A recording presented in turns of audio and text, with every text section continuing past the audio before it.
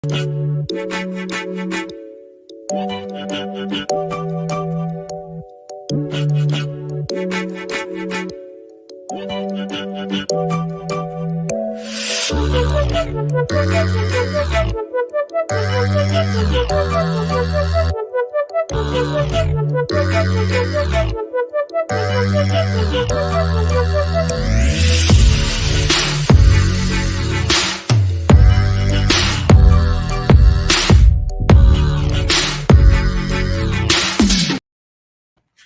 what's going on, everybody? I'm just looking through. I forgot where we left off in the Green Book. It's been so long, but we will be reading the Green Book at the end. I will put the link for the timestamp of when I do that. But I did see some interesting videos I think that should be talked about. So let's go ahead and cut right into it. So first up, we got Proud Boy. We got a video of the Proud Boys Are Dangerous from none other than Thought Slime. And I saw this and I said, okay, why not? So we'll try to compare and contrast a little bit and go from there. Apparently, one of the Thought Slime's videos was falsely copyrighted, I think. Or, it was just reported to hell. So all these other folks, reposted the video and everything, or they mirrored the video. But I don't really care about that one. It's just kind of boring. It's just, I think it was about Steven Crowder, I think. I couldn't care less. But I'll go ahead and watch this one, like I say. Yeah, let's just go ahead and cut right into it, though. I don't mean to have too much dead air. So let's just cut right into it. Let's get to it. Episode is all about a far-right extremist group, in case you couldn't tell from the title. So if you're sensitive to discussions about violence or hate speech, this might be a difficult watch for you.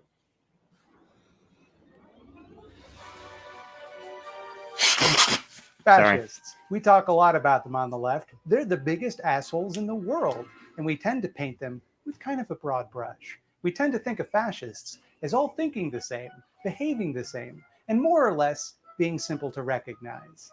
Ironically, however... Oh, boy, I'm going to be flagged, aren't I, because he used some music.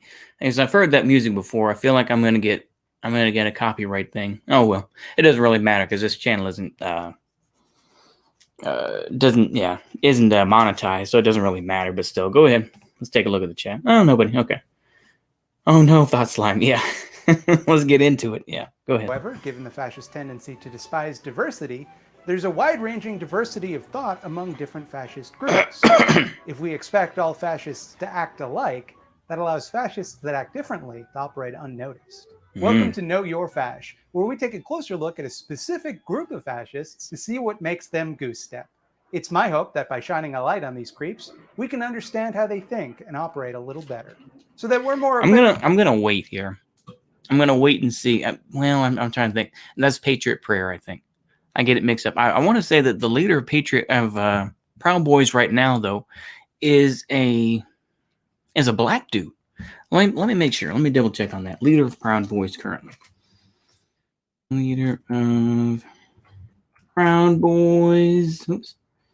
I don't know how to spell boys in 2002. They didn't even exist. Okay. Enrique Tarrio. Okay. So let's just, once again, this is Castillo Futurism, but yeah, that's the current leader of the Proud Boys right there, Enrique Tarrio. But yeah, let me see what else what's more about Enrique Tarrio. Let's go ahead and look some more about this guy, just real quick. So, no money has raised basically no money for Miami congressional run. Okay, Enrique Tarrio. Yeah, okay. The right-wing Latino of Miami. Holy moly. Okay. Okay, here we go. The right-wing Latino. Oh, Vice News. Never mind. Screw Vice News. Vice News is retarded. Screw you, Vice News. All right, well. So Enrique Tarrio is, yeah. If I'm thinking right, I'm going to continue. I'll stop using the accent. Enrique Tarrio, apparently, I think that he had his bank account taken away, as far as I know. I'm just saying this as a Cubano Gustano. Yeah, it's unfortunate. It does happen. What's going on, Timogen?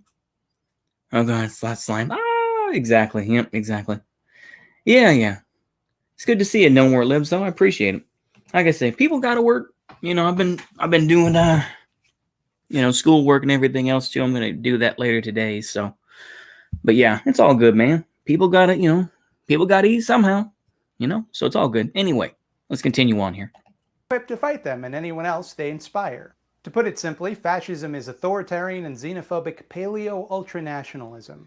But like I say, though, it's going to become harder for the left in a lot of the ways once demographic shifts do happen. And I'm not going to sit here and be a weakness. Oh, we have to protect the white race. Nah, look, it's going to change. People are going to be mixed. People are going to get horny. They're going to say, hey, that Latina GF seems kind of cool. Why don't I why don't I smash, or what? That's what's going to happen. People are going to be mixed. Mutt gang, can't be, more pure, Bavarian phenotype, whatever the case may be. But the thing is, what they're going to realize is that these mixed folks are going to become the new right wing. And to me, it's going to be harder to, break through that idea of white supremacy, white people. And then when they're mixed, it's like, what's this about? That's why they have to say Latino white supremacist or black white supremacist, or they still have to use white supremacist. They still have to use that sort of language to say that. So I think that's going to be one of the complications, but yeah, that's just me. Yeah. What is paleo ultranationalism? You got me. Go ahead. That's a lot of highfalutin words to throw at you. So let me just explain it even. And of course, once again, the left in general also does not want to. I have never seen them do a video talking about, for example, the Nation of Islam. You will never see it. You will never see them do a video about Not Fuck Around Coalition. You have never seen them talk about that, have you? You have never seen them brought up the idea of melanin, or the idea of the Yakub theory, as we read. You're never going to hear that from these folks, are you? Because they have their own, they have their usual points and everything else. And they don't really want to look beyond that. They have their academics that they choose to listen to and all this sort of thing, but they don't want to look at what things actually are. Anyway, continue. Even simpler, a fascist believes the following. Their national, ethnic, or racial identity is superior to all others. At one point, their national or religious group was at the height of its power and are now in decline due to corrupting degenerative influences. Therefore, in order to regain their power, they must return to the old ways. The world is a stage of perpetual conflict in which the strong destroy the weak. Therefore, strong and usually dictatorial leadership is needed to return their society to its full glory. Now, these aren't the only things a fascist might believe. These are just the bare bones criteria I'm using here to explain who I consider to be a fascist. I bring up my definition ahead of time because often when you discuss fascists on the internet, people will get really weird about it and accuse you of calling anyone you dislike a Nazi. Or they'll be like, who gets to decide who is or is not a fascist? I don't know. I don't have any legal ability to declare someone a fascist. I can only give you what I think a fascist is and why I think a group meets that definition. Mm-hmm. Yeah. And I'm doing this in the spirit of good faith. Though I find fascism contemptible, I'm not using it in a derogatory sense. I'm using it in a descriptive sense. I'm not calling these people fascists because... So once again, I think that what people would call what Thought Slime is doing would be called inoculating the audience. And I think that's what he's doing here. Now, you can feel as you want to about fascism and everything else, but I think that word is overused. People were so angry about Donald Trump because he said that we need to have something for, but somehow they connected it to the Hitler Youth. And I'm just like, okay. I mean, I don't really get that, but all right. I mean, I don't know. Like I said, it's just utterly ridiculous. But yeah, let's go ahead and continue. Because I disagree with them. I disagree with them because I think they're fascists. And I'm not speaking colorfully. I'm not exaggerating to make a point. Nor am I accusing anyone of secretly and deliberately emulating Hitler or Mussolini. It is interesting to think about. That I outlined. It is interesting to think about, was Franco even racist? Lamau? Yeah. Does BreadTube think that all fascists are ethno-nationals? Yeah. It doesn't really, once again, they simplified things into this very narrow view of things. And I have gone on about, how I feel about Spain to a point, so I'm not going to do that. I'm going to go ahead and let y'all talk about it, or, go back and forth in the chat. I'm not going to get involved with that, but y'all go ahead and continue on here. I only argue with my chat, like once every maybe 4 or 5 streams. Okay, anyway, let's go ahead and continue. Something else to keep in mind, fascists will lie about what they believe. They'll tell whoever they're speaking to whatever story makes them appear most sympathetic and reasonable. Oh, I mean, to me, to a point, is that all political groups lie. To simplify it and just say, well, fascists always lie. It's like, well, yeah, I'm not going to sit here and disagree with that. But to say that all political groups don't lie is fei hua. They all lie. Because the thing is, once again, they're just trying to get their metaphorical hands into your electoral pants. That's all it is. And finger you until you feel good. That's all it is. That's what Bernie Sanders was great at. He was just sitting there right next to you and, right next to your girl or something like that. And he's basically slipping his hand down her pants and is fingering her, trying to find that G spot. That's basically what he was doing with, I'm going to get free healthcare. And he just repeated the same things over and over, But it's like, come on, man. When you say that, oh, well, fascists lie. Yeah, once again, I will say it once again. Of course, fascism lies. But to say that other political groups don't lie is nonsense. Because guess what? The material realities and everything else changes. Okay? So you can't purely be this and just say, well, we're going to aim for this. You can't fully do that. Things happen. That's basically all I have to say. And of course, am I being disingenuous? Probably. But oh well, whatever. Probably meant, palingenetic rebirth. Yeah, exactly. Yeah, palingenetic nationalism. I think, what's his name was using that? Innuendo Studios. But yeah, let's go ahead and continue forward. Okay. Often, they'll claim to be tolerant and nonviolent, lovey-dovey types, but their actions will often contradict this, which is why you can't just listen to what they say, you have to look at what they do. So with those disclaimers out of the way, let's move on to today's subject, the Proud Boys. The Proud Boys are the brainchild of Vice magazine co-founder Gavin McInnes, which perhaps explains the embarrassing hipster bullshit that permeates the whole organization. They're called the Proud Boys as an allusion to a song from Disney's Aladdin, Proud of Your Boy, which is ironic given how much the Proud Boys hate Muslims, like Aladdin. They have a little uniform. Thing is that well, you know what? I'm not even going to be disingenuous like that. I'm not going to. What I will say, though, is that, once again, he had to say former, and of course, once again, Vice News founder and co-founder. Yeah, that is true. That's why people don't like Vice News in general. Also because it turned to crap since they let go most of the people, what was it, like 4 or 5 years ago? So yeah, I mean, that's one of the reasons why Vice News is crapola. And of course, what is Gavin McInnes doing now? Well, he is no longer part of the Proud Boys. He said, basically he wanted to cover his own ass when he was getting sued in court. And he just said, well, I'm not part of that anymore. So, and now, of course, he's reduced to being Mr. Conservative who, dresses like, what's his name? Michael Douglas in that movie. I can't think of the name of the movie. Anyway, go ahead. A black Fred Perry polo shirt with yellow piping. Their initiation rituals include getting beaten up while reciting the names of breakfast cereals. Cheerios, Wheaties, Crispies, Chips, corn. We don't care. That's why I say I don't care about the Proud Boys. They are goofy LARPers. And Wignats go back and forth depending on how mainstream they are. But Wignats go back and forth and say, well, the Proud Boys shouldn't be in trouble, this and that. But, the Proud Boys are just goofy goobers. That's all. Yeah. But I do appreciate you showing that. And I do agree, that they are just goofy goobers who, do have some knuckleheads amongst them. But overall, as far as I know, the Proud Boys have been kind of off the radar. They go back and forth between, the Proud Boys, Patriot Prayer. It just seems like, oh, what's the flavor of the moment? It's like, oh, hey, Patriot Prayer, it's your turn to go in there so you can get some more press. Oh, okay. And then, hey, Proud Boys, your turn to get some press. That's what it feels like sometimes. You're just like, oh, is it their turn now? Oh, okay. We're doing these guys next. Okay, sounds good. But that kind of feeds into the whole paranoia. Anyway, go ahead. We're in total crap.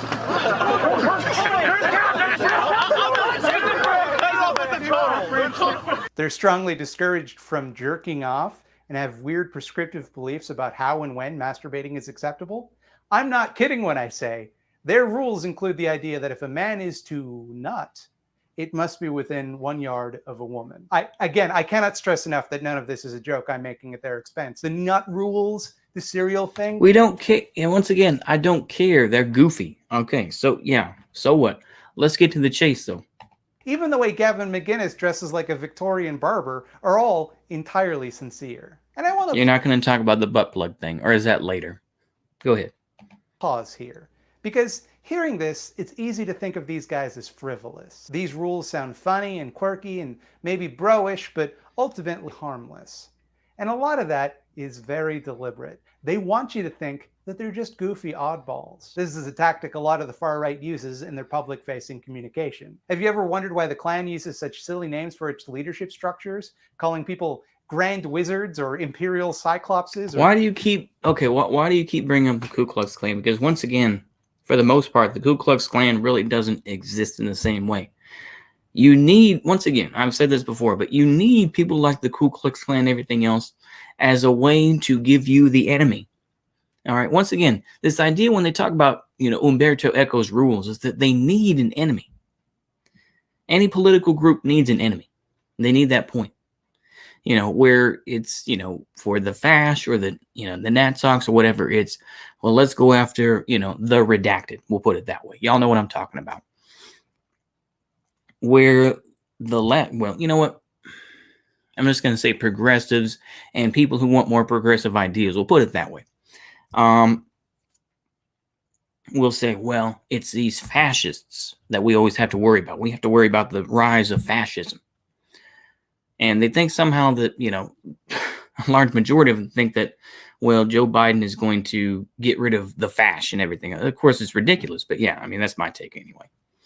Let's go ahead and continue.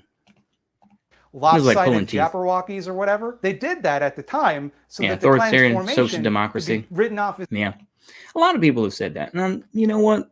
I might as well just believe it at this point. Yeah, the modern Klan is made up of ATF and FBI members trying to entrap each other. Yeah. Go ahead. a joke, and it just kind of stuck around through inertia. This Schrodinger's joke strategy lets you say whatever you want and then decide later, after people have had a chance to react, whether or not you actually meant it. It creates a malleable truth that keeps those who practice it from ever having to answer for the things that they say. The Proud Boys. See, the thing is that you can, with that comment of making jokes and then figuring out what actually, what they actually believe, what I would say to that is it's the same type of thing when you say eat the rich. Oh, well, that's just a joke. We don't want to eat the rich. We don't want to cut off their heads. So once again, though, that's the problem with irony. Once again, the irony bros and all this, whether they're right wing or left wing. These are the irony bros who, say all these things. And anyway, it's just fake. Wow. Let's go ahead and continue. Boys are a Western chauvinist club for men, with chapters in the United States, Canada, the UK, and Australia. They don't use the word chauvinist to mean to be disdainful of women, though, to be clear, they certainly are. And they think women are lazy, less intelligent, and should be subservient to men. They use it in the sense of feeling or displaying aggressive or exaggerated patriotism towards, quote, Western culture. As they are fond of saying, they believe that West is best. You might say that they consider their national, ethnic, or religious identity superior. They claim to be conservative libertarians, but paradoxically seem to fucking love Donald Trump, the police and military. Officially, the Proud Boys do not describe themselves as a white supremacist or white nationalist organization. They allow membership to men of color, for example, so long as they will admit that white people aren't the problem. In fact, the Proud Boys split with the alt-right, which they initially considered themselves to be an explicit part of. Once again, this is one of the things I don't really understand, where it's like, well, white folks are the problem. It's like, the thing is that once white folks become a minority in the world in general, but also more specifically the United States, you think that there won't be a Hindu, Hindustan sort of group, much like the Hindutva group that exists in India today. You think that there won't be more concern for conservative Islam, this and that. So to me, these arguments are ridiculous when you just frame it in white people. Because the thing is, that doesn't matter. Yeah, white folks are going to get replaced. Whatever. And ultimately, it's going to be Castillo futurism to a point. I really, once again, I've said it before, but I mean, Latinos, are going to be taking over the United States in large amounts. And whether that be, more light-skinned Latinos, your Castillo types, whether there can be your dark-skinned, like, man, your ancestors must have been Incas sort of Latino. I still think that they're going to be the ones that take over. The Asians, and when I say Asian, I'm not saying Indian. That's a whole different thing. But anyway, your Asians, whether it's Chinese or, Filipinos, this and that, they're going to have some power as well, but it's not going to be the same type of power. In terms of just numbers, Latinos, pure and simple.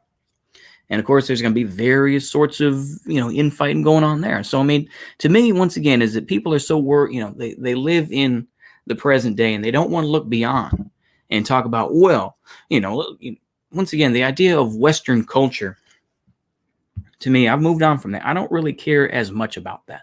It's like, yeah, I can appreciate classical music, but guess what? I was raised on hip hop. All right.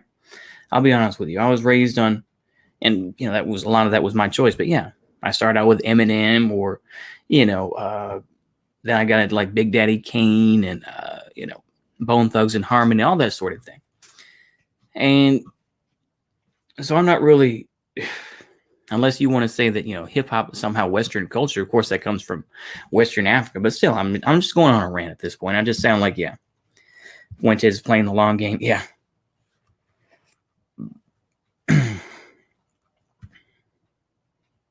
Glorified violence and war. Oh, okay. But yeah, I mean, like I say, it's just, I think they just frame it badly. I'm genuinely trying to make some criticisms here. I'm not just slamming him for whatever it is, but I'm trying to give him some context here. Is that it's going to evolve. Where if you think that conservatism, and I use that term loosely, not the political movement of conservatism, but just conservatism in general, where we want to hold to our beliefs, whether that be, Hindu traditionalism. I know I'm using but a conservative version of Hinduism, or whether it's a conservative version of Sunni Islam or Shia Islam. I'm being very careful, or with Catholicism or whatever the case may be. I'm just using religion in this context, but it could be whatever you want to say. To me, that should be kind of, if you want to be a progressive, you would focus on that instead of just focusing on white people.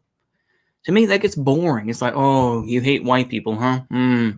Join the club. It's like join the club down the road where they talk about white folks and how bad we are, And yet, you know what? I'm about to say some Wignat stuff, so I won't do that. But still, it's just ridiculous. That's all I'm going to say, yeah. Yeah. I want to liberate my own country's culture from American consumerism. Race doesn't matter for me, but culture does. That's fair. Yeah, that is fair. Yep. And there's nothing wrong with that. Yeah, I agree. Yeah. Burger King, McDonald's were a curse for mankind. It's unfortunate that, globalization and more specifically, and I'm reading about, I'm just taking the quizzes. I may read them, but strategic management class, and they're talking more about, how globalization is, but it's unfortunate. It is unfortunate. It's like, McDonald's is still going to be McDonald's. It doesn't matter how you dress it up or the fact, it's like Burger King. Oh, wow. Burger King in Germany, they sell beer. Oh my gosh. That's just because they wanted to get themselves in with the culture, or to have non-beef burgers in, Indian, McDonald's or whatever the case may be. Who cares at the end of the day? Because, yeah, culture is more important than race. So, yeah. And this is something that even people like Carl Otto Pytel talk about. And I think that's very true. To me, I would rather work with, Latinos in some form or fashion than all white folks, because,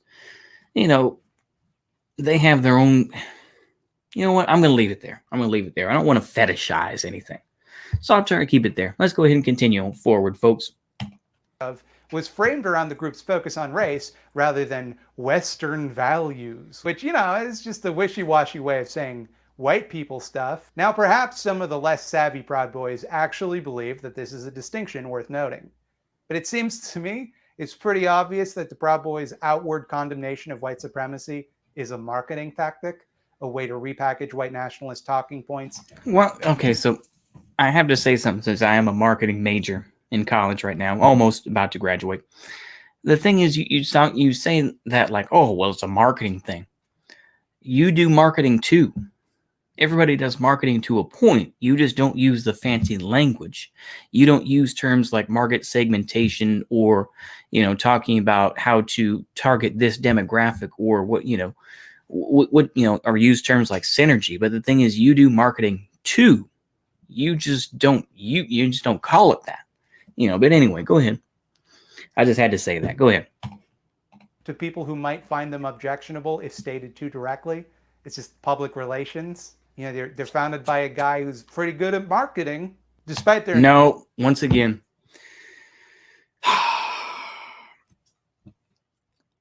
Edward Bernays.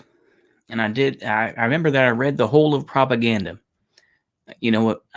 But you can go ahead and find that on the channel. You can look that through the... anyway, you could find it pretty easily. But Edward Bernays was a gentleman who came up with public relations. He had nothing to do with marketing. He has said that, he said that frequently before his death. He lived to like 100 and something years old. But once again, marketing and advertising are not the same thing. And once again, someone that's a little bit more illiterate, and I'm trying to be polite here, it's not very smart to do that, Bacon. But yeah, go ahead. Insistence that they're definitely not a hate group. No siree, Bob. They do seem very comfortable associating with virtually every far-right group on the planet, up to and including neo-Nazis and the Klan. And a Proud Boy helped organize the Unite the...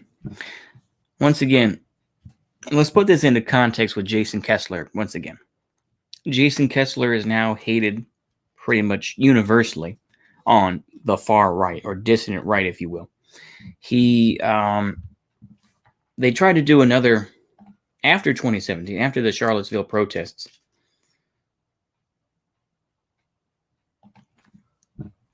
They tried to do, I think it was 2018. I want to say they did the,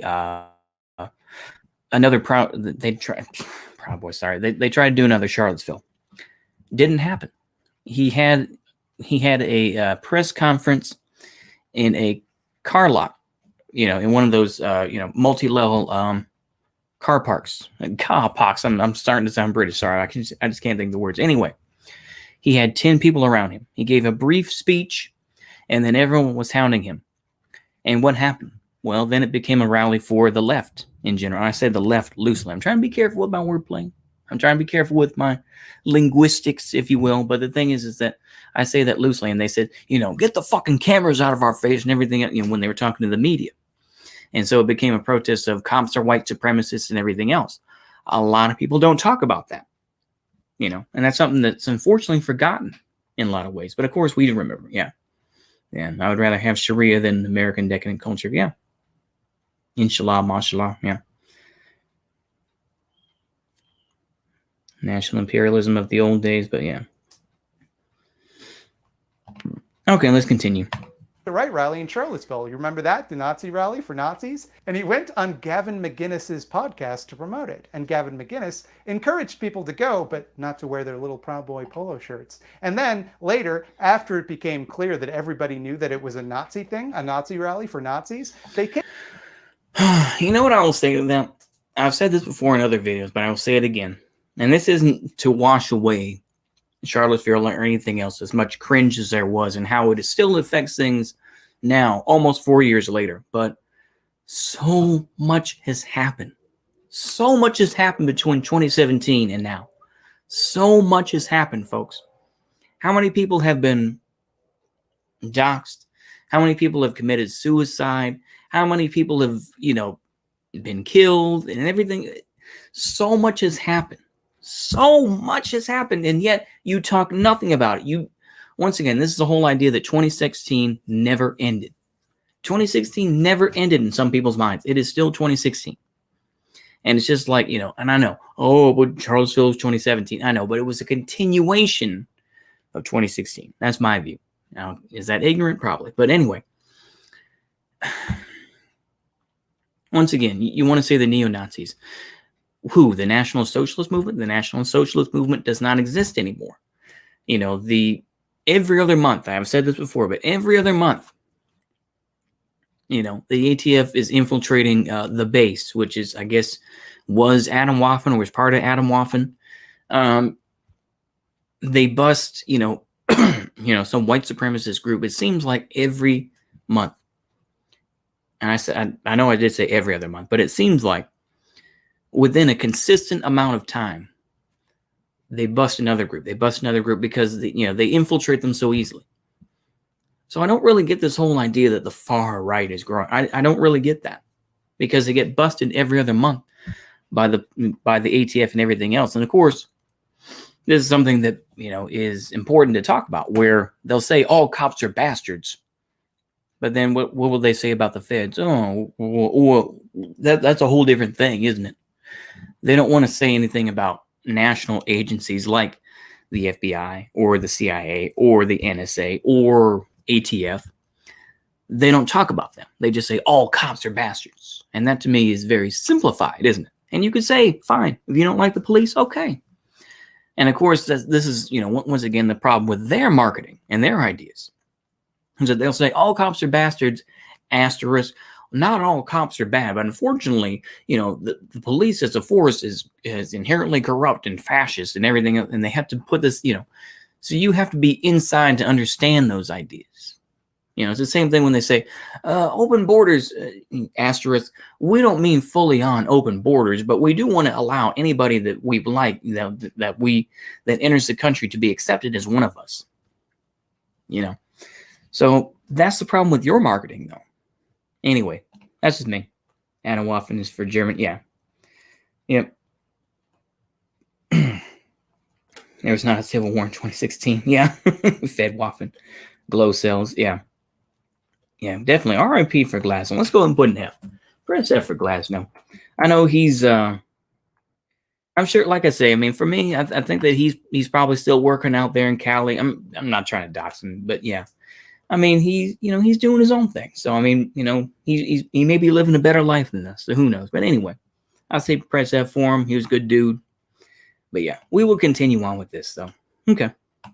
Kicked that guy out of the Proud Boys, said he was never really a Proud Boy, and said anybody who went to the rally would be disavowed. But now, the guy who runs the organization admits that he himself went to the rally, so... Okay, so once again, you say the guy that now runs it, which is a Latino.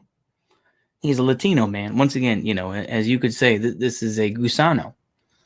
But the guy who now runs it, and I noticed that you didn't say who he was and what, because it would interact with your problem. Once again, is that the left in general, in terms of marketing, they promote themselves as saying, well, we like, we're okay with Islam. We're not anti, we're not anti-Muslim. We're not anti this, we're not anti-gay. We like all these things. But of course, the reality is, though, is you only like progressive movements within that.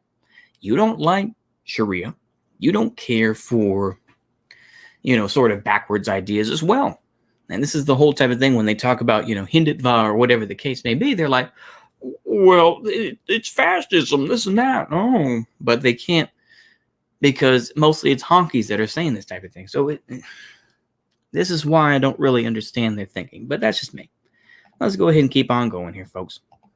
I don't know. Seems like they're willing to adapt what they claim to stand for based on where the wind is blowing. It's also worth noting that the announcement of the creation of the Proud Boys was in Talkies magazine. Not a magazine for the trashy snack food. It's a publication that's hosted articles from the likes of Richard Spencer and Jared Taylor. And Gavin McInnes, the guy who started the whole thing, but eventually distanced himself from the organization once the legal consequences were made clear to him. That's true.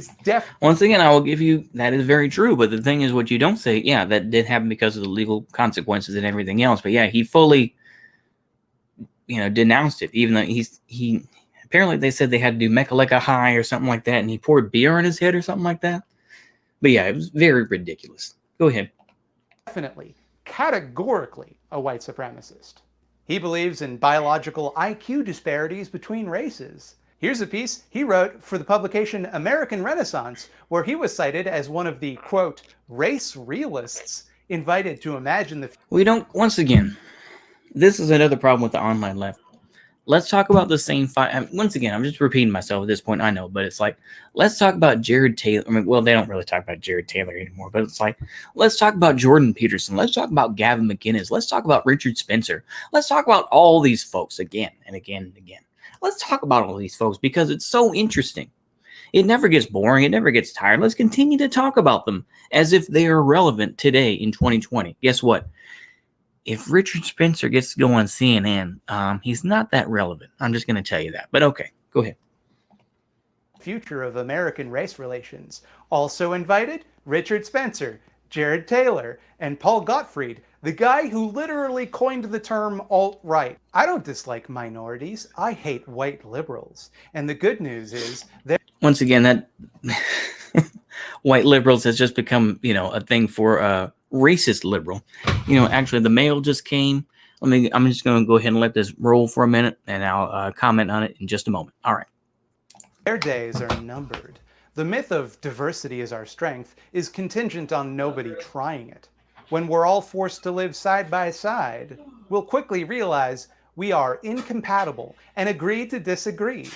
The blind utopians at the New York Times will be crushed, and the rest of us realists will be dancing in the streets. The white liberal ethos tells us blacks aren't at MIT because of racism. They say blacks dominate the prison population for the same reason. They insist America is a racist hellhole where people of color... Did he say anything interesting? Probably not. Let's go ahead and continue on. Air quotes, have no future. This does way more damage to black youth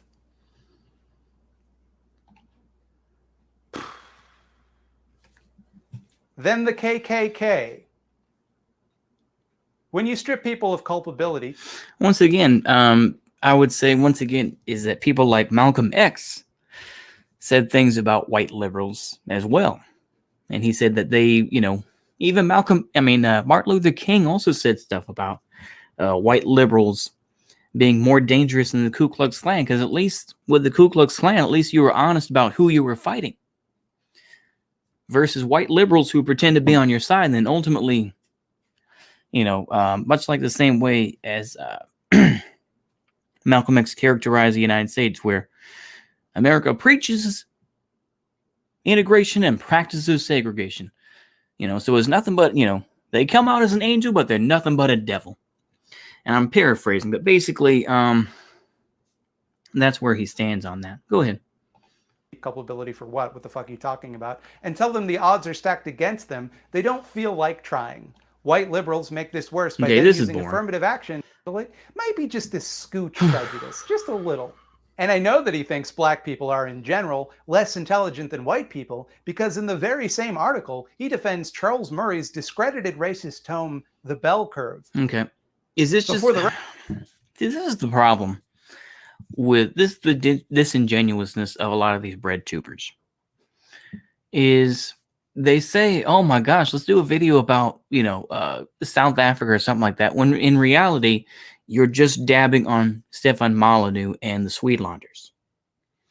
It makes very little sense to me. And it's interesting, of course, that guy who made that video about, South Africa and all those issues, is that guy is now defending Destiny right now, which is kind of like just some very humble pie right now. But yeah, go ahead. This is just boring.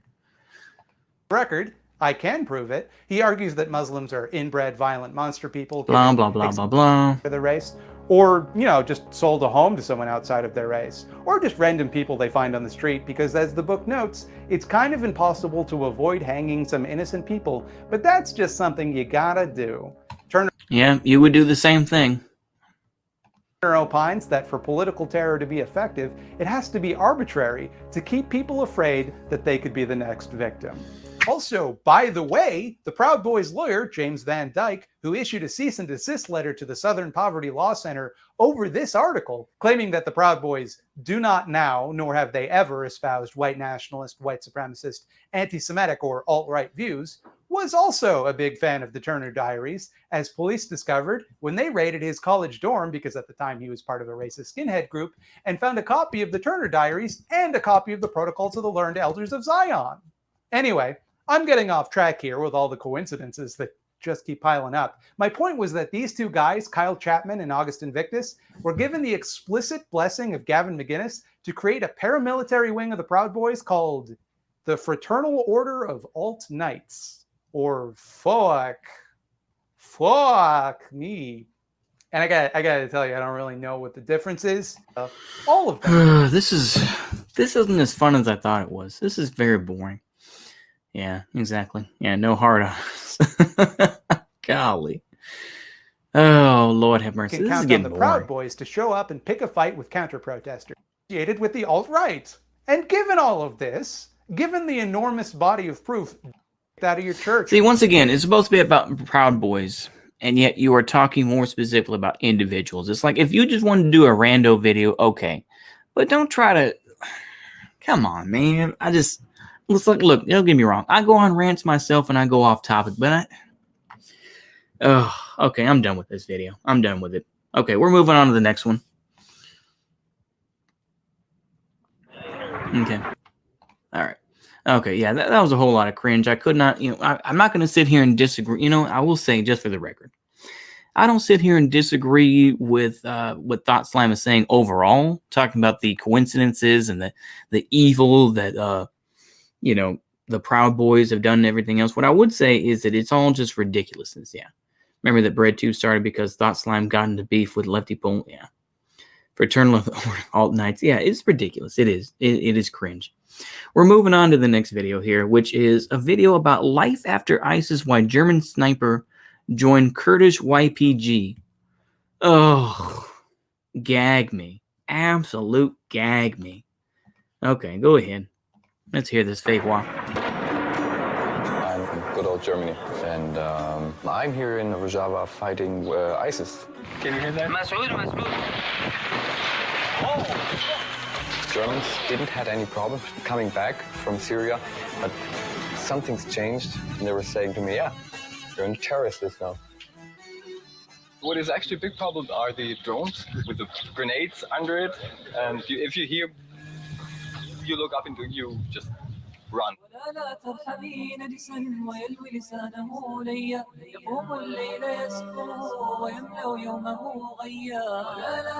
Boom.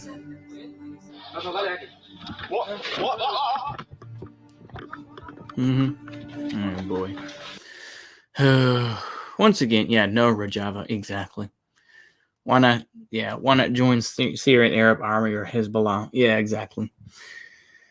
It's utterly ridiculous, isn't it? It is utterly ridiculous to have. I mean, to me, in a way, there's a certain contrast. I'm going to try to make it a contrast, although it probably won't work. But the thing is that we had Thought Slime, of course, who was just so obsessed about talking about white supremacy, and yet, why is it that most of the people who join Rojava are white people? Why is it white people that are fighting for the YPG?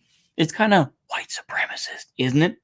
To have all these honkies fighting for some YPG because they're rich shit libs who want to prove themselves as some sort of tough anti-fascists because because they can't do it in their home country because they know that they'll get arrested and butt fucked for the rest of their lives. I mean, is that really what it is? I think that's what it is. The ones that support Rojava are the same that say Pol Pot was CIA. Exactly. Screw Rojava. We don't care about Rojava. You know what I say to the Kurds? Call yourself Iranian and learn to play the game. Okay? That's what I'll tell you right now. Or call yourself, Iraqi and learn to play the game. All right? Period. I don't give a fuck. But yeah, that's just me. In here it's fine.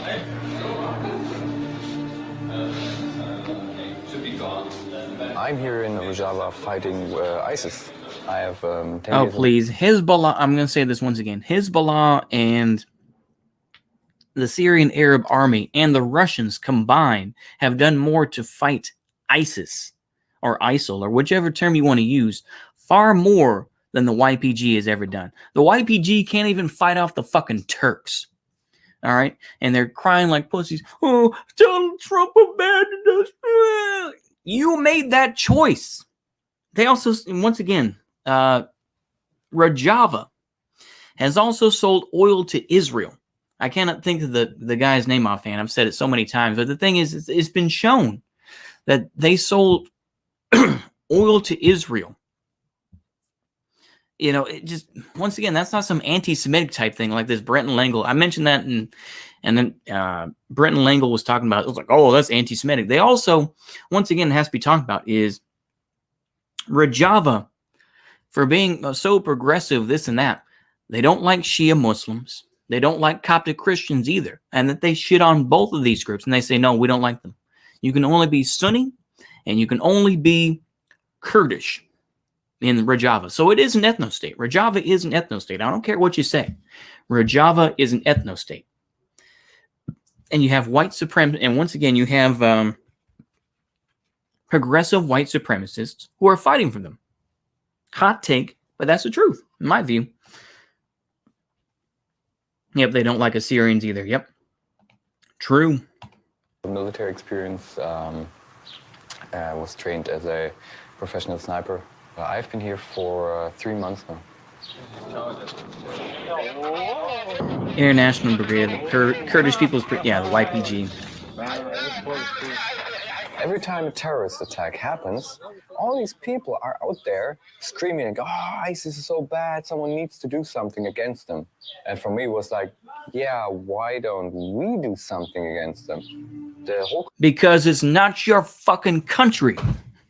That's what I would say. And I would be an ignorant person and say it that way. Because it's not your fucking country. Why would another European be willing to go to this area again? It's like a Frenchman going to, it's like the French President Macron. And you can feel as you want to. I know that a lot of people say it's a power move, this and that. But why is it that Macron is getting involved in Lebanon? He's going to, once again, it's just the French returning to Lebanon. God, I can't get this shit. I mean, it just irks the hell out of me. They have their own culture. Now, like I said, culture does not equal race. Once again, I will say that. And I think that's appropriate for the chat here. They have their own culture. You're not going to convert to Sunni Islam or ever be considered Kurdish. But they'll take your support. And guess what? If you're an idiot and you stay and Rojava does become successful, guess what? They're going to have you killed. Or unless you're worthy enough, and then they'll keep you on. But otherwise, they'll have you killed. Because ultimately, some of these honkies that do stay, they'll realize, oh, shit. You mean this is kind of, it's kind of fucked up what's going on with how you treat other groups like the Assyrians or the Coptic Christians or the Shias. Fuck you is what they're going to say, and you're going to end up in a grave. Command structure comes together in Raqqa. So if we liberate Raqqa, it's the main thing for stopping ISIS in general. At one point, I found this book in Germany at a train station, as if Faith just placed it there for me. And it said something What like, is this tattoo on his arm? This guy joined the YPG. And I was like, YPG? Okay, I have to Google that. The Kurds, they believe in women's rights and human rights, and they have a huge... No, they do not. That's a ploy. God damn, we just went through this, my dude. They don't like, once again, if you think that they're, somehow some mob-based, progressive group, then why the fuck don't they treat that way with Shias or with any other group? No, it's an ethno-state. They just, once again, if you want to talk about fascism and how fascism, uses different terms to make their marketing look good, this is a perfect fucking example. They're an ethno-state. I'm just going to continue to say it. God damn, nigga. Sacrifice. They're losing so many people. France also fucked with Algeria by making this sacrifice for the whole world. They have a Facebook page called YPG International. I tried to apply, and it worked out. I didn't tell my family. I didn't tell my friends. The only one I told was my girlfriend, and she was like, yeah, okay, if you go there, it's over. And I said, yeah, okay. I have to do this. Why? I think sometimes in life you have to figure out what your purpose is. So your purpose is to shoot people that, see, this is what I don't get. Once again, see, this sounds like some warrior type shit that the far right is known for. It's like, well, I have to find what my purpose is. What, your purpose is to be a fucking sniper? I don't really get that. It's like unless you want to, start praising people like, Carlos Halfcock. I don't think that really sounds very progressive to me. Go ahead. It just... For me, there always was this big hole inside. I don't want y'all to see that. Whatever Sorry. I did, it was always there. And since I'm here, it's gone. My grenade was a bad. Oh, you have a NATO grenade. No, this is a Russian. Yeah, it's just a new Russian. That's a really good idea. Start playing with the grenade. Oh, hold on. It's indoors. Do it again. No. Do it again. This grenade is this good grenade. Literal Nordcucks BTFO. This, oh my goodness, look at this. You got this dude with the mohawk. Once again, fucking Germans. God damn, Germans. What the hell's wrong with you? Oh, let's be stupid and LARP on camera. Go ahead. Let's be stupid on camera. God damn. People joining foreign wars to escape the malaise of modern West is symptom of a larger problem. Exactly. This is the same. This is earnest. I'm going to use it. I'm just going to adventurism at its best. It is. It is absolutely adventurism. What I will say is this is Ernest Hemingwayism. This is Hemingwayism, where Hemingway, or even Orwellism, if you will. Oh, well, I got tired of being in the UK, so I decided to come over here and help the anarchists out here destroy Catholic churches and whatnot, eh? That's what we did then. Yeah. Yes, we decided to do that. Yeah. We don't, it's absolutely fucking adventurism. It is. And should be absolutely fucking discouraged. Bash. Germans didn't have any problem coming back from Syria, but something's changed in the last few months. There even have been Germans sent to prison for 10 years. So I asked some friends in the police. Yeah, you should be. You should be, you fucking scumbag. Go ahead. And they were saying to me, yeah, you're on the terrorist list now. Mm-hmm. The whole world is watching. Terrorist attack everywhere. And there are few... Yeah.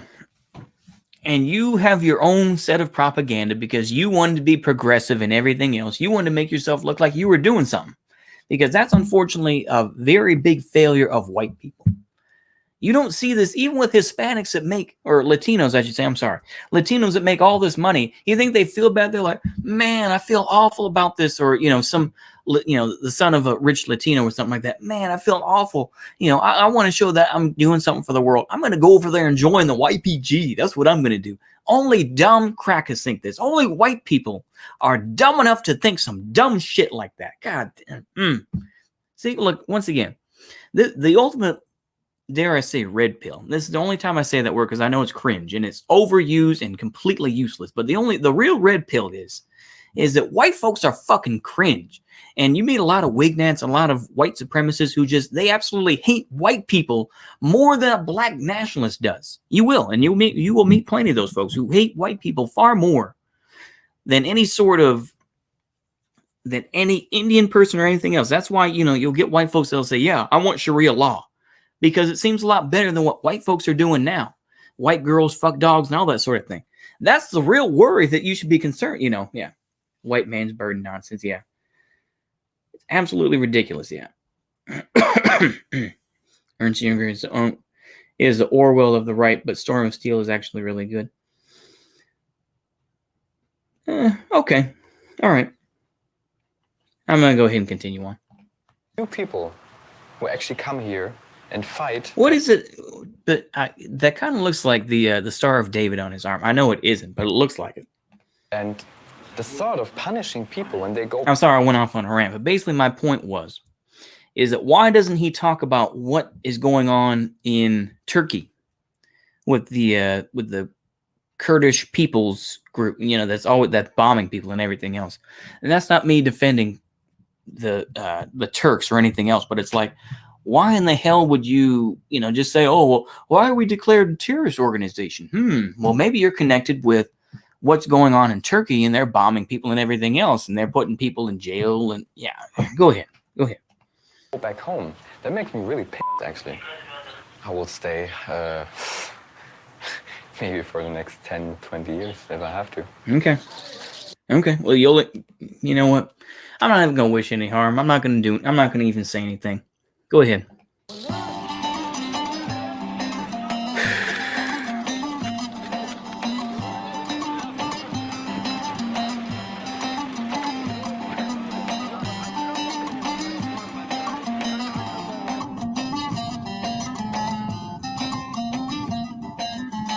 Lovely.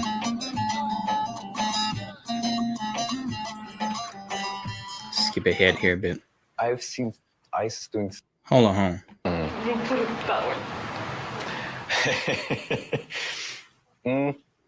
Yeah. It's normally I hate killing people, and I think it's a bad thing to do. But after all, I've seen ISIS doing so many bad things to people, especially to women. Once again, I've said this before. ISIS is supported by the United States and Israel. All right. ISIS would not exist the same way without the United States and Israel. I will say it. You know, because they have gotten support. They have gotten, all this sort of thing.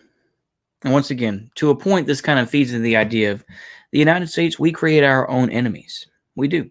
Same thing with a lot of these, the Western leftists. They create their own enemies. So it's one of those things of you can't really blame these types of things. Hold on. Let me go ahead and check that right quick. Talk amongst yourselves.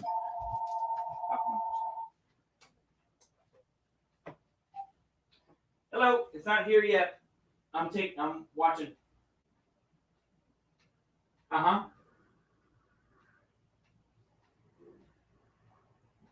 Okay.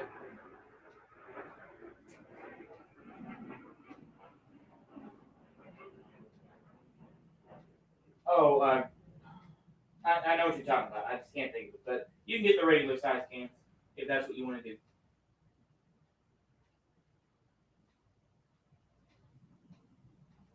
Uh-huh. Yeah.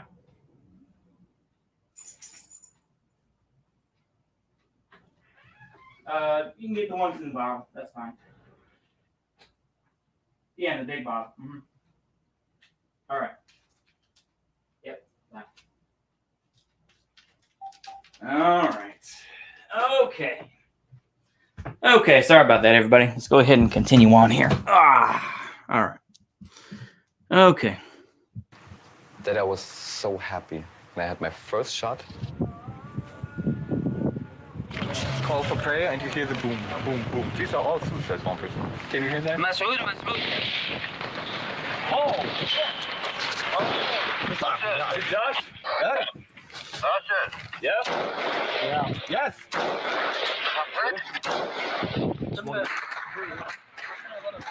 was close, bro. No, hold on. So when the hell was this? Oh, this is 2017. Okay. So is this fool dead? Let me see here. Is this fool dead? Hold on. Let me see here. Before I go any further here. Anastasia, this is the most ironic thing too, isn't it? This is kind of the thing with RT that you have to realize is that, Russia, of course, is supporting Assad and everything else. But then they will simultaneously send people to, research this one German guy fighting for the YPG. Is this fool dead? I'm honestly curious why Robin can't return to Germany. Well, that's his own fault. Didn't know PewDiePie fought in Syria. PewDiePie is Swedish. He's not German. Oh my goodness. Oh boy. I'll watch a little bit of this, but don't worry. I'm not going to watch it on stream. Don't worry. I'm not going to make y'all watch that cringe. News digest. Yeah. Oh boy. Brazilian. I'm happy that he found a place here in my country.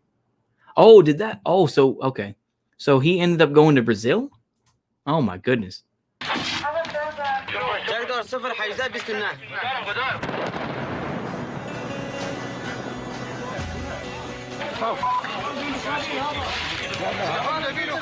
Okay, we're going to skip over this. Here we go. so we could choose our own mission. So this, hold on. So this motherfucker end up in Brazil. Hold on. We're gonna look at the end here. Okay. I cannot live in a Yeah, I wheelchair. thought it was. I'm not gonna show the violence. I'm not gonna do that. I'm not. Hi, I'm good. How are you? I'm good. How you been? Where have you been? Basically, we saw each other last time. 2017. And then what happened with you? So we formed a 4-man sniper team, Mr. 223 sniper team. So we could choose our own missions. The commanders were trusting us. I was with Jack Holmes, with Argesh, and with John. We became quite famous in the Battle of Rakhine. This guy sounds like PewDiePie is a traitor to the Swedish nation. Oh, okay. Can't remember the name offhand. The ones that on his, yeah. This guy sounds like a Fed. I'm gonna be dead honest with you. This guy sounds like he's working for some sort of, because this fool ended up working. You know, he was going there, but now he lives in Brazil. Is he a left-wing dude in Brazil? Is he gonna fight Bolsonaro? Is he gonna fight the Brazilian army now? What's he gonna do, man? This, I honestly don't get this. Go ahead. So this dude ended up in Brazil. How did he? Okay, go ahead. And then, yeah. And Germans are being named Robin? What? Go ahead. This is crazy. All right, get that off. Okay. Of weeks later, the war was over because ISIS released a couple of civilians, and in exchange they get free travel to Deir ez-Zor, the last stronghold of ISIS, which was quite surprising. And it was such a weird feeling walking the streets that you were fighting before. You know what I noticed? Is this dude had a big gap tooth. I noticed that because I have gap teeth as well. But it's like, notice that he got his teeth fixed. I'm like, Go ahead. This is how it looks like. You know, the stadium had like underneath a tunnel system. We're walking down the dash tunnel, and it's going way down. This is amazing. You see shooting. Yeah, he targets, definitely you glows, see yeah. blood, No Germans are part you of the see Nordic boarding family. cells. Oh, okay. So we were waiting for transportation back to the academy to decide what we want to do. But unfortunately, Jack decided to, because Jack loved to take these suicide vests just in case we need them, and we needed them on 2 occasions. And they Oh, saved our lives. he's gonna be an idiot. There's one event, and it was very quiet in the afternoon, and all of a sudden our translator says, "There's a car coming. Is there a car supposed to come?" All of a sudden this car explodes, and ISIS starts a huge counterattack. Down.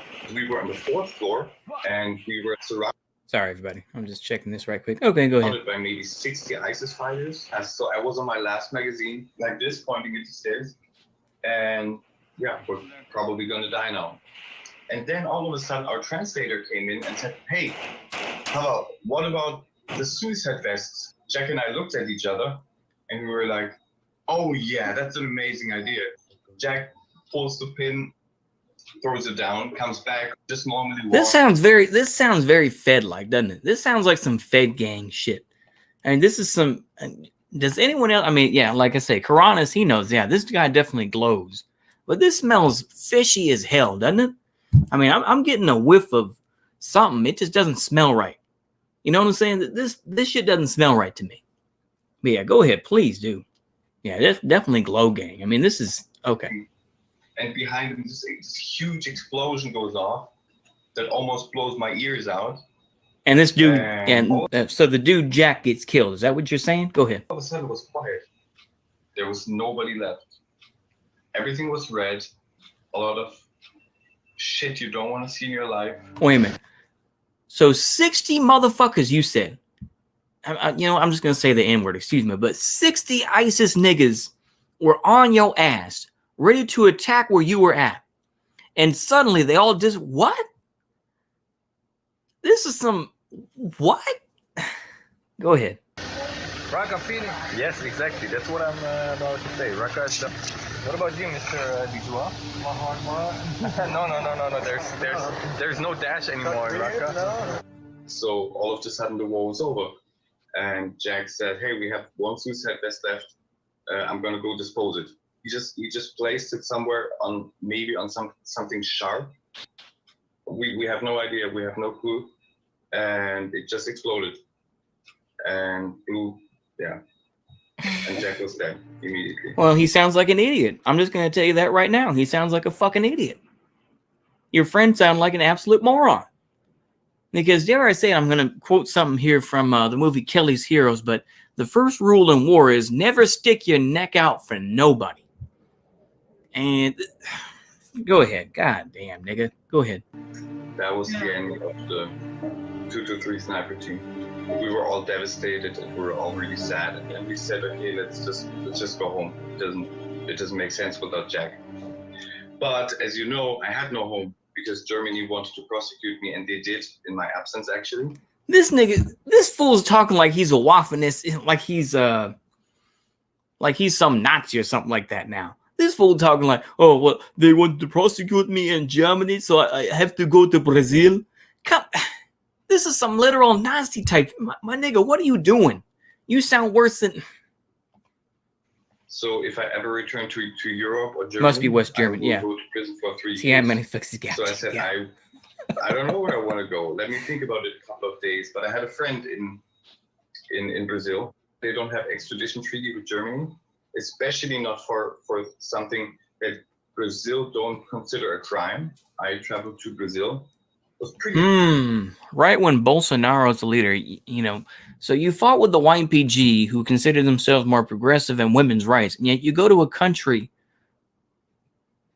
right now where Bolsonaro is burning down the rain, or his administration is helping to burn down the rainforest, and have all these sorts of other things that are going on amongst going in the favelas and starting to shoot people up and everything, and yet you do nothing about that.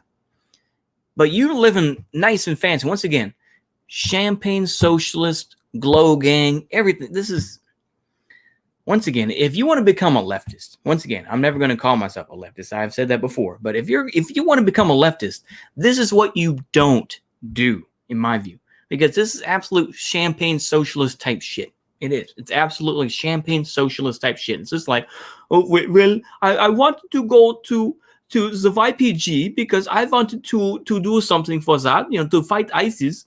And then my friend died. It's like, oh, but then my friend died. But my friend died. So it's like, there's no point in continuing on here. I'm going to go ahead and leave and go to Brazil because my friend is there. What? This is, once again, dare I say it, but this is the real white privilege right here. If we want to say that, this is the real white privilege where you get to go to Brazil and hide the fuck out because your friend dies. God, this just pisses me off. It makes me mad. It's really, yeah. It makes me fucking mad when I see that. Yeah, I've heard about different info about them. Some saying they're fundies. Yeah.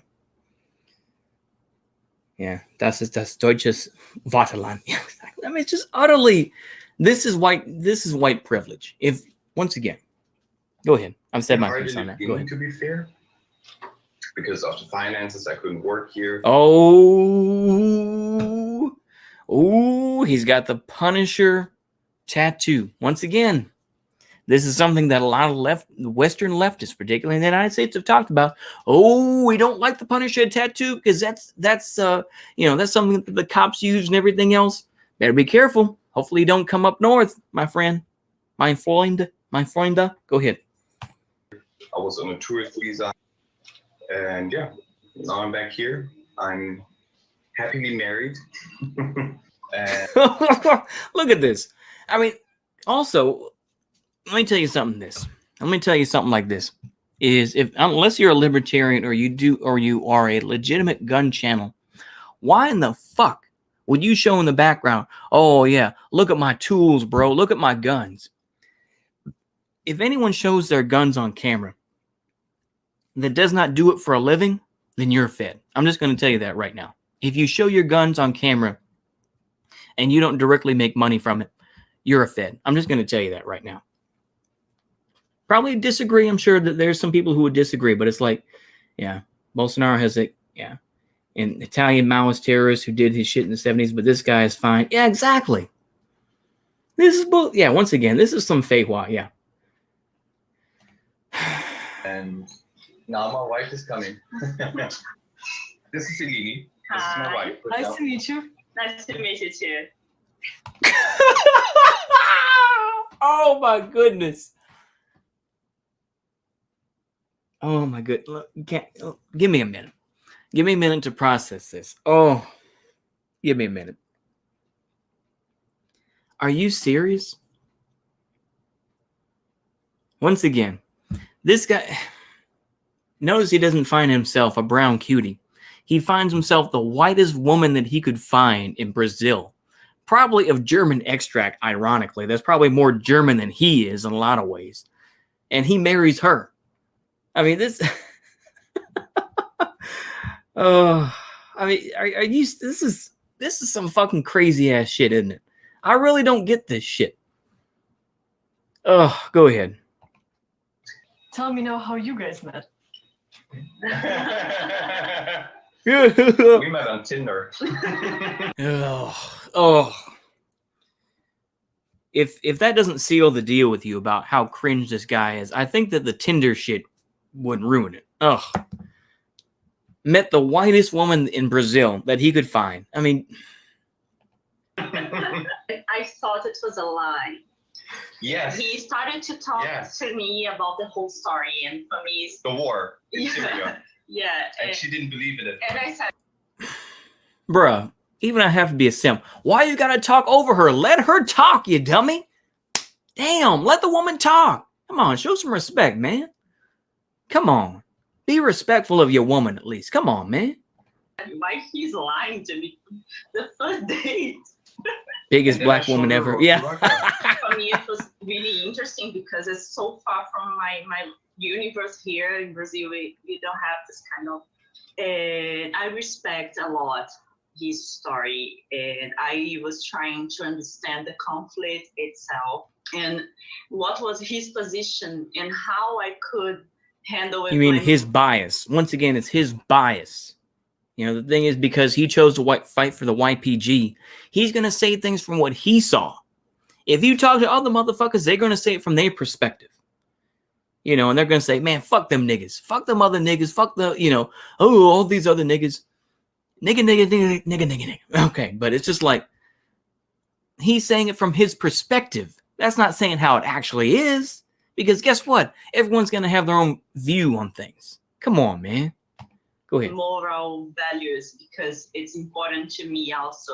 So this is something Most that people don't marry outside of their some group. countries It's more popular should than be ever. Glad, should be More proud popular to than have it's ever someone been, doing but this 90% of the time your service partner will to look like them. you, but that can be So, explained. Road to Raqqa. Yeah. The That's fair. credibility That's here. fair. Yeah, That's fair, Temujin. That's fair.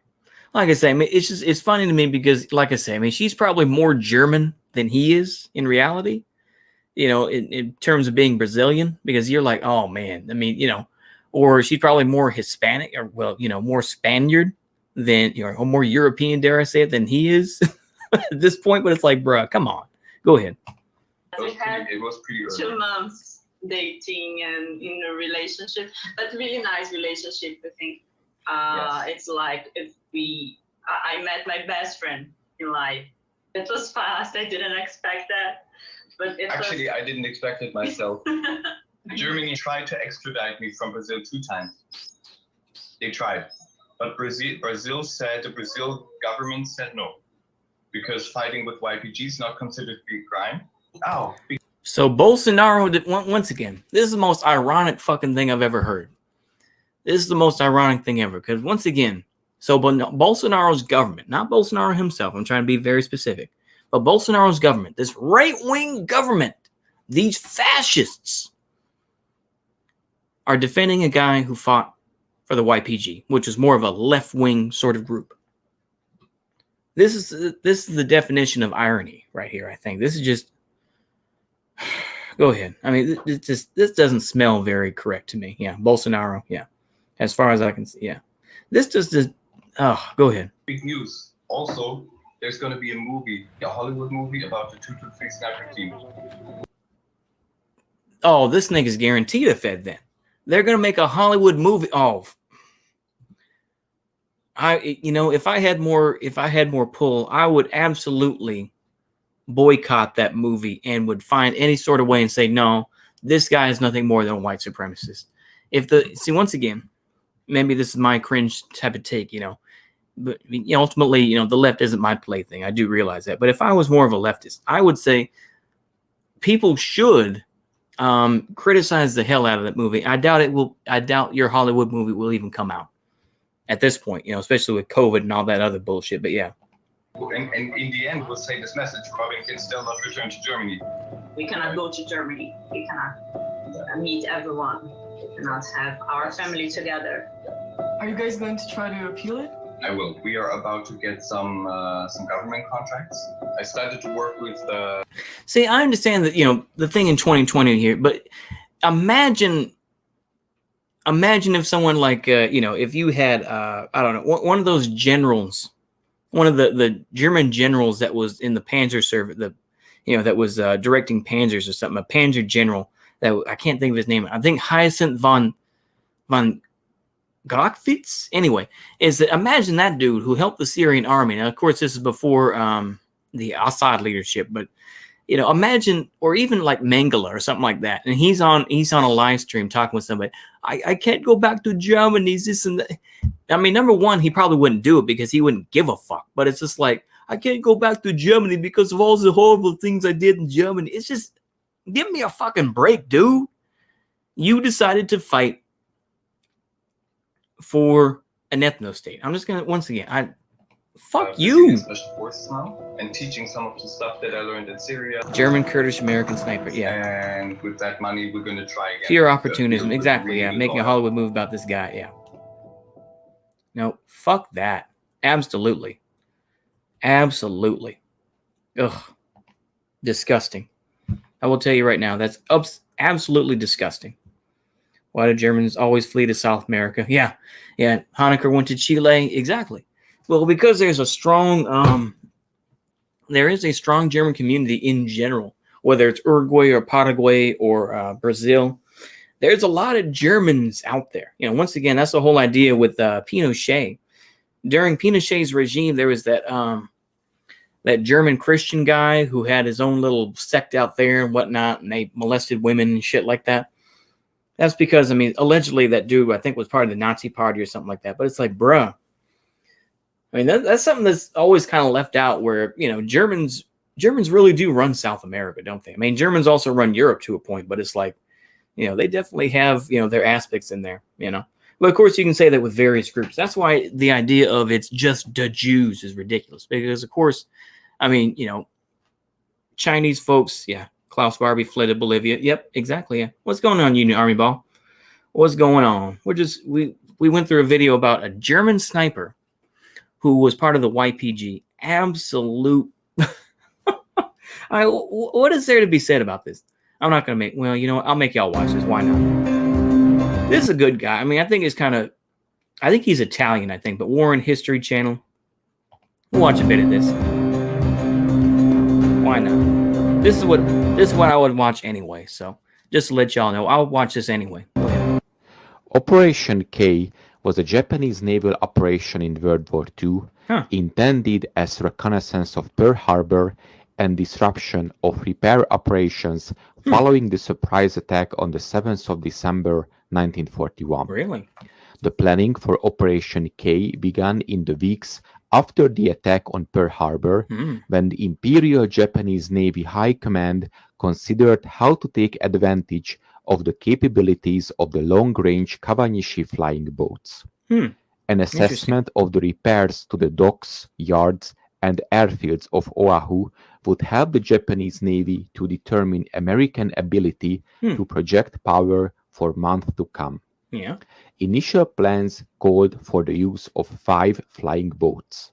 They would fly to the largest atoll in the northwestern Hawaiian Islands to be refueled by submarines prior to taking off for Oahu. The raid was planned to coincide with the full moon to illuminate the Pearl Harbor target area. But the actual date of execution would depend on calm weather for refueling and clear skies over Pearl Harbor. If the Okay. first raid was successful, additional raids would be made. In a repeat of events just prior to the 7th of December attack, Yeah. American code breakers warned that the Japanese were preparing for reconnaissance and we did disruption nothing. Yeah, we raids, know. and again were largely ignored by their superiors. When time came for the raid, Went to only Agartha, 2 yeah. of the big flying boats were available. Yeah. Each airplane was loaded with 4 250-kilogram bombs. From there, they flew 3,100 kilometers to refuel, then set off for Oahu, 900 kilometers distant. In addition to their reconnaissance mission, they were to bomb the Pearl Harbor naval base to disrupt salvage and repair efforts. However, errors ensued. The Japanese submarine was supposed to station itself just south of Oahu as a lifeguard and weather spotter for the flying boats, but was lost. American radar stations on Oahu picked up and tracked the 2 planes as they approached the main islands, prompting a search by Curtiss P-40 Warhawk fighters. Consolidated PBY Catalina flying boats were also sent to seek Japanese aircraft carriers, which were assumed to have launched the 2 invaders. Wow. However, a thick layer of clouds over Pearl Harbor prevented the defenders from spotting the Japanese planes flying at an altitude of 4,600 meters. It's pretty Those low. same clouds also confused the Japanese pilots. The pilot of the first plane was able to see small patches of the island, dropped his 4 bombs north of Honolulu. His bombs landed about 300 meters from Roosevelt High School, creating craters 2-3 meters deep. Damage was limited to shattered windows. The pilot of the second plane assumed by historians and officials to have eventually dropped his bombs into the ocean. The 2 flying boats then flew back southwest towards the Marshall Islands. Thanks for watching. Please subscribe and support my channel on PayPal. Details in the description box. That was interesting. Nice little story. Don't worry. Let's chill. Chill. Don't worry. I won't make y'all watch this. Okay. There we go. Yeah. National Socialist Aztecs. Yeah, exactly. Banzai. Yeah. Many of the people of indigenous descent in Latin America joined National Socialist movements. Yeah. That is interesting, though. That is an interesting point. Yeah. That was a nice little video, though. I like that. I like that channel, the War History. It's kind of, it's one of those kind of more unknown channels. I don't really, the big, once you get kind of big in the History Channel thing, you end up revealing too much of yourself. Same thing with that guy Tick.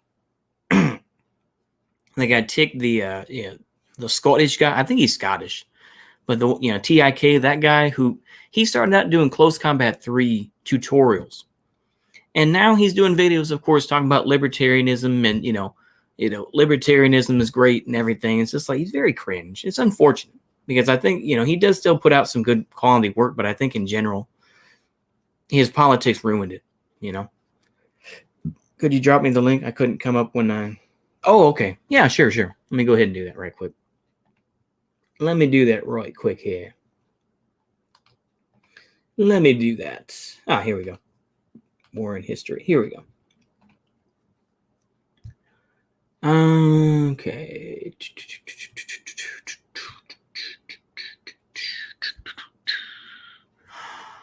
Okay, let me go ahead and click on the War in History. Diddly-doo. Okay, let me drop the link here. Okay, yeah. Tick should have stuck to tanks. Yeah, he really should have, yeah. There we go. There you go. There you go, Narble. Yeah, all of Tick's videos are about politics are atrocious. Yeah, they are. It's unfortunate because, like I said, I think Tick was a talented, is definitely a talented chap. Okay.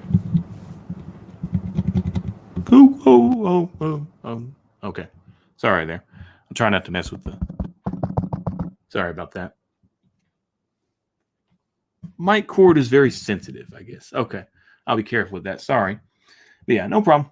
But yeah, it's unfortunate with Tick. I think he's a talented chap and everything. I just think that he just needs to step back from the politics a bit, Because if you're a history channel talking about politics in modern day context, you're fucked. Yeah. Yeah, my voice just went deep. Oh, shit. Yeah, damn it. I hate that. Because, it's the damn cord. All right. Well, I got to be careful with that. Sorry. Oh, lovely. Okay. But you know what? Deep voice or not, artificially examined, I will continue to read the Green Book. So let's go ahead and continue on. Shall we read the Green Book some more? Let's go ahead and read the Green Book some more. Let's read some more Gaddafi. It's been a while, but we'll go ahead and read some Gaddafi here. That'll close things out. The real Uncle Tom. Yeah. Yeah. Okay. Let's get into it. So let's do about domestic servants. Domestic servants, paid or unpaid, are a type of slave. Indeed, they are the slaves of the modern age. Since the new social society is based on partnership and not on a wage system, natural social... I had to be careful with that. Yeah, natural socialist rules do not apply to domestic servants because they render services rather than production. Services have no tangible material product and cannot be divided into shares according to the natural socialist rule. Domestic servants have no alternative but to work for wages, or even be unpaid in the worst of situations. As wage earners are a type of slave, and their slavery exists as long as they work for wages. Domestic servants whose position is lower than that of wage earners is economic establishments and corporations have an even greater need to be emancipated from the society of wage labor and the society of slaves. Domestic servants, yeah, is now Giga Chat, exactly. Oh, yeah. Yeah. Danov. It's been a while since I've seen Danov. Yeah. It's been a while since I've seen that gentleman. Let's see here. So the third universal theory heralds emancipation from the fetters of injustice, despotism, exploitation, and economic and political hegemony, for the purpose of establishing a society for all the people where all are free and share equally in authority, wealth, and arms. Freedom will then triumph definitively and universally. The Green Book thus defines the path of liberation to masses of wage earners and domestic servants in order that human beings may achieve freedom. Excuse me for the human rights thing. The struggle to liberate domestic servants from their status of slavery and to transform them into partners where their material production can be divided into its necessary basic components is an inevitable process.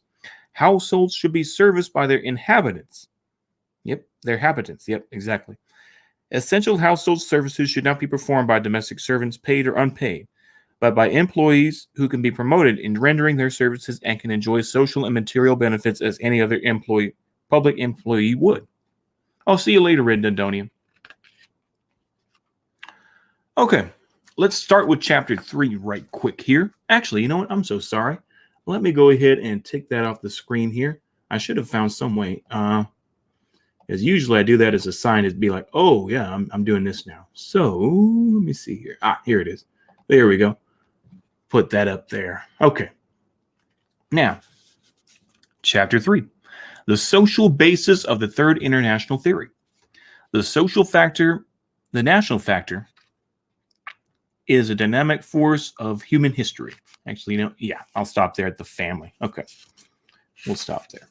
Okay. Now I just wanted to point that out. All right. So now, the national factor is the dynamic force of human history. The social bond which binds together human communities from the family through the tribe to the nation is the basis for the movement of history. Heroes in history are by definition those who have sacrificed for causes. But what causes? They sacrifice for the sake of others. But which others?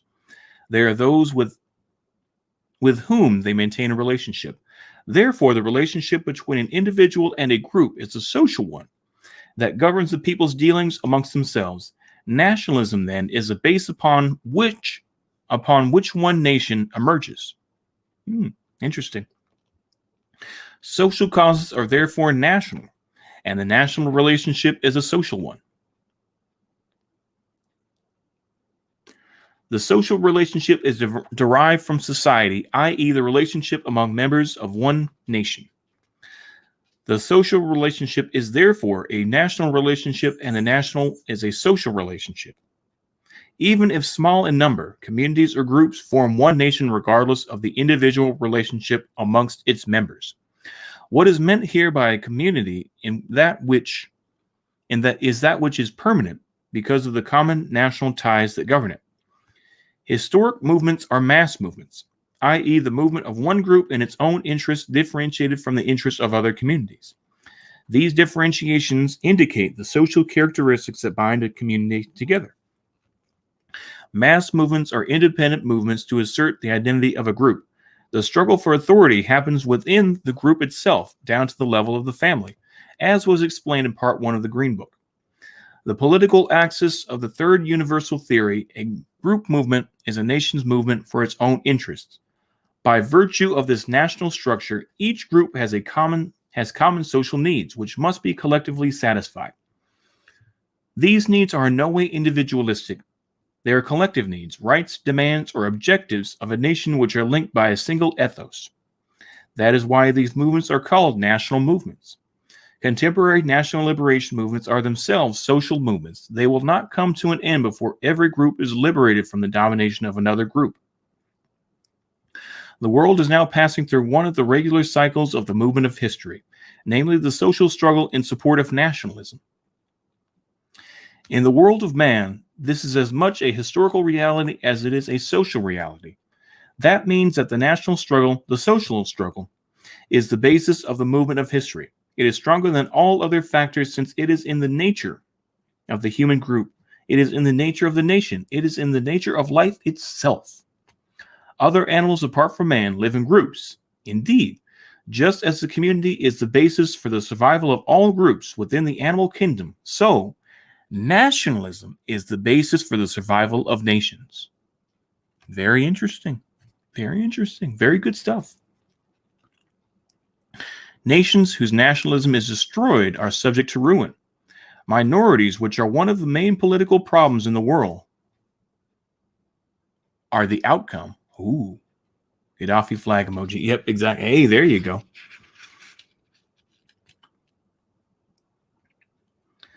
They are nations whose nationalism has been destroyed and which are thus torn apart. The social factor is, therefore, a factor of life, a factor of survival. It is the nation's innate momentum for survival. Nationalism in the human world, a group instinct in the animal kingdom, are like gravity in the domain of material and celestial bodies. If the sun lost its gravity, its gases would explode, and its unity would no longer exist. Accordingly, unity is the basis for survival. The factor of unity in any group is a social factor. In man's case, nationalism. For this reason, human communities struggle for their own national unity, the basis for their survival. The national factor, the social bond, works automatically to impel a nation towards survival. In the same way that the gravity of an object works to keep it as one mass surrounding its center, the dissolution and dispersion of atoms in an atomic bomb are the result of the explosion of the nucleus, which is the focus of gravitation for the particles around it. When the factor of unity in those component systems is destroyed and gravity is lost, every atom is separately dispersed. This is the nature of matter. It is an established natural law. To disregard it or to go against it is damaging to life. Similarly, man's life is damaged when he begins to disregard nationalism. Ooh. Then social factor, for it is the gravity of the group, the secret of its survival. Interesting.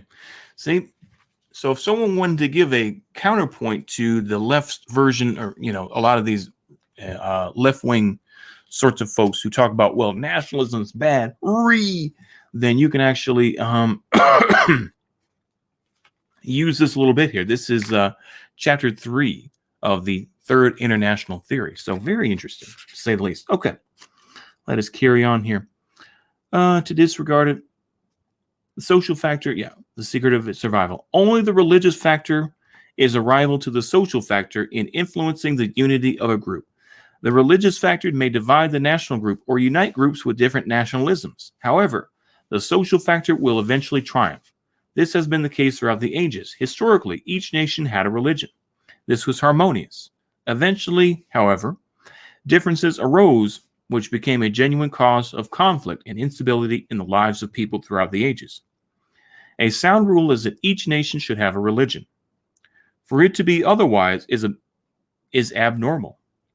Such an abnormality creates an unsound situation which becomes a real cause for disputes within one national group. There is no other solution but to be harmonious with the natural rule, i.e., each nation has a single religion. When the social factor is compatible with the religious factor, harmony prevails and the life of communities becomes stable, strong, and develops soundly. Marriage is a process that can positively or negatively influence the social factor. Though on a natural basis of freedom, both man and woman are free to accept with whom they want and reject whom they want. Marriage within a group by its very nature strengthens its unity and brings about the collective growth in conformity with the social factor. All those who speak the truth are, not that I expect anything else, but this basis, this is some good stuff. You know what? I feel so energized. I'm going to go ahead and read the family bit as well. So he talks about the family. To the individual, the family is more important than the state. Mankind acknowledges the individual as a human being, and the individual acknowledges the family, which is his cradle, his organization, and his social umbrella. According to the law of nature, the human race is the individual and the family, but not the state. The human race has neither relations nor anything else to do with the state, which is an artificial, political, economic, and sometimes military system. The family is like a plant with branches, stems, leaves, and blossoms. Cultivating nature into farms and gardens is an artificial process that has no relevance to the plant itself. The fact that certain political, economic, or military factors tie a number of families into one state does not necessarily link the system or its organization with humanity. Similarly, any situation, position, or proceeding that results in the dispersion, decline, or loss of the family is inhuman, unnatural, and oppressive. Analogous to any procedure, measure, or action that destroys a plant and its branches and withers its leaves and blossoms. Societies in which the existence and unity of the family become threatened due to any circumstance are similar to fields whose plants experience uprooting, drought, fire, weathering, or death. The blossoming garden or field is one whose plants grow, blossom, and pollinate naturally. The same holds true of human societies. The flourishing society is that in which the individual grows naturally within the family and the family within society. The individual is linked to the larger family of humankind like a leaf is to a branch or a branch to a tree. They have no value or life if they are separated. The same holds true for individuals. If they are separated from their families, the individual without a family has no value or social life. If human society reaches a stage where individual lives without a family, it would then become a society of tramps without roots like artificial plants. Wow. This is some good stuff. Yep, I do. I do have a very nice little video talking about the Nation of Islam. Yep. It's a little further down. I think it was about maybe 2 or 3 months ago. But yeah, anyway, if a nation is ethnically homogenous, the nation is basically an extended family, just like, I just thought I'd point that out. Yeah, there is truth to that. And like I say, it's not necessarily, ethnic versus race. Yeah. And I think that's kind of, we're trying to be careful here. We're not trying to go down the Wignat path. The tribe. Why not? Let's go ahead and read about the tribe. A tribe is a family which has grown as a result of procreation. It follows that a tribe is in a large family. Similarly, the nation is a tribe which has grown through procreation. The nation, then, is in a large tribe. The world is a nation which has been diversified into various nations. The world, then, is in a large nation. The relationship which binds the family also binds the tribe, the nation, and the world. However, it weakens with the increase in number. The essence of humanity is that a nation. The essence of a nation is that of the tribe, and the essence of the tribe is that of family. The degree of warmth involved in the relationship decreases proportionately with the increased size of the social unit. This is an indisputable social fact denied only by those who are ignorant of it. The social bond, cohesiveness, unity, intimacy, and love are stronger at the family level than at the tribal level, stronger at the tribal level than that of the nation, and stronger at the level of the nation than that of the world. Advantages, privileges, values, and ideals based on social bonds exist where those bonds are natural and undoubtedly strong. They are stronger at the family level than at the level of the tribe, stronger at the tribal level than that of the nation, and stronger at the nation's level than that of the world. Thus, these social bonds, benefits, advantages, and ideals associated with them are lost wherever the family, the tribe, the nation, or humankind vanish or are lost. It is, therefore, of great importance for human society to maintain the cohesiveness of the family, the tribe, the nation, and the world in order to benefit from the advantages, privileges, values, and ideals yielded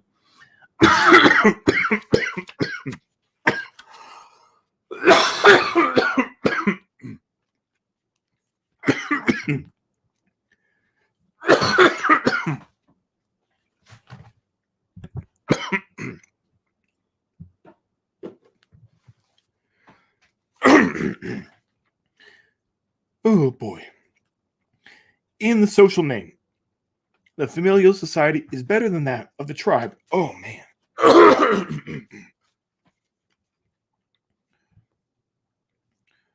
And the society of the nation is better than the world. Oh, society with respect to the fellowship, affection, solidarity, and benefits. Oh man. I don't know what the hell hit me, but damn. Damn, it hit me good. Oh, lordy. Okay. Gaddafi brown juche. Exactly. It really is. That's some brown juche stuff right there. Okay, now my voice is coming back. Ooh, I don't know what hit me, but it hit me hard. I will drink some water. That sounds like a good idea. All right, give me a moment, folks. I think we're going to try to get through this now. Oh, man. Oh, man.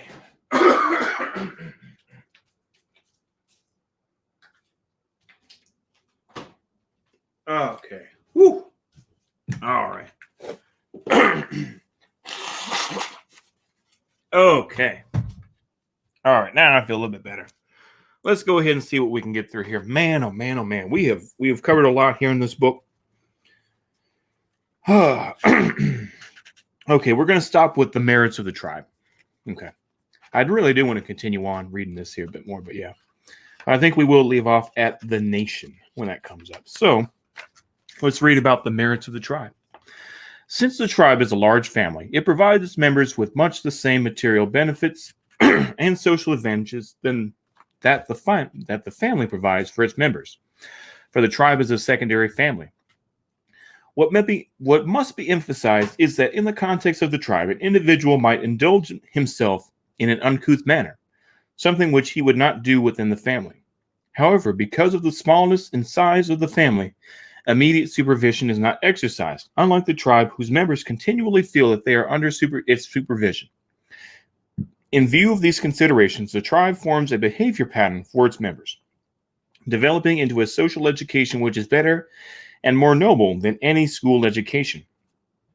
The tribe is a social school where its members are raised to absorb the high ideals which develop into a behavior pattern for life.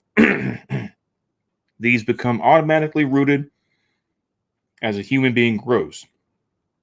Unlike classroom education with its curricula, formally dictated and gradually lost with the growth of the individual, this is so because it is formal and compulsory, and because the individual is aware of the fact that it is dictated to him.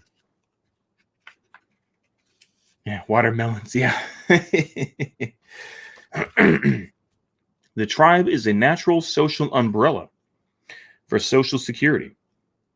By virtue of the social tribal traditions, the tribe provides for its members collective protection in the form of fines, revenge, and defense. Namely, social protection. Blood is the prime factor in the formation of the tribe, but it is not the only one because affiliation is also a factor in the formation of the tribe. With the passage of time, the differences between the factors of blood and affiliation disappear, leaving the tribe as one social and physical unit, though it remains fundamentally a unit of blood in origin.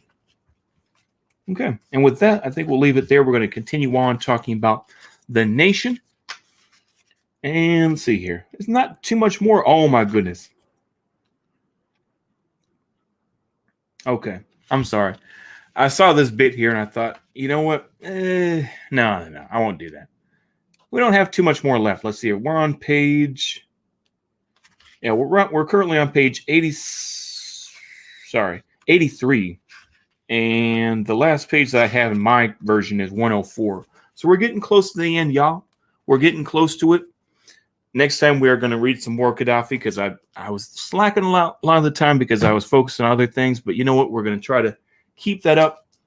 I do want to thank everyone, of course, who are watching this, who stayed to the end here. So, of course, Will DeMarco, Union Army Ball, No More Libs 1975, Temujin, Will DeMarco, of course, I said that already. Union Army Ball. Ole was in here a little bit ago. Who else we got in here? Who else we had? Ren Dundonian, of course. Mongoose Man. Who else? Who else do we have in here? Like I said, Ole, Temujin. Yeah. Laurie Torian fled to Venezuela. Oh, really? Temujin.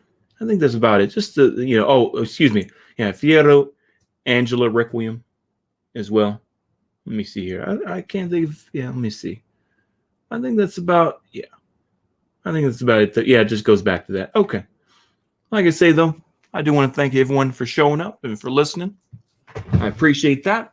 I appreciate all of y'all because without this audience, there would be no me. I don't just say that as LARPing or anything else. I know it's the truth. We're the folks that are just kind of, we're trying to be more pragmatic and realistic. I'm not going to speak for y'all, but that's how I see things. And with that, I'll go ahead and say good night to y'all, say goodbye to y'all, enjoy the rest of your day. And I think we'll just keep it there. So goodbye, and we'll go ahead and do the old outro. I apologize if the audio is doubled, but I'm just going to go with it and go for it. Okay.